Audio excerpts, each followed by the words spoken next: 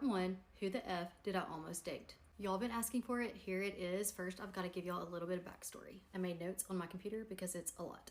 As many of you know, I am now married. This story happened after my divorce from my first husband and before I met my current husband, when I was like back on the dating scene. My divorce was very unexpected to me. I had two very little kids. I think my daughter was 5 and my son was 2. It wasn't something that I had expected or prepared for, but as part of our divorce, we ended up selling our home and I bought a smaller home for just me and my kids in the same neighborhood. I was awarded sole physical custody of my 2 kids, and so it was just me and them in this house. My neighborhood was really safe, but I still was just very nervous about living alone with my 2 kids. So I had a security system installed, I had cameras, I literally had like window break sensors on every single window. I went just to the max on security because I was so scared about living alone and being like the last line of defense for my kids in this house. So I'm a divorced single mom of 2 young kids living in this little 3-bedroom, 2-bath house by myself. I was working full-time. My son, the 2-year-old, he was in daycare full-time, and my daughter was in kindergarten. So divorce is final. I've gotten the kids in a really good routine. I've gotten myself in a good routine.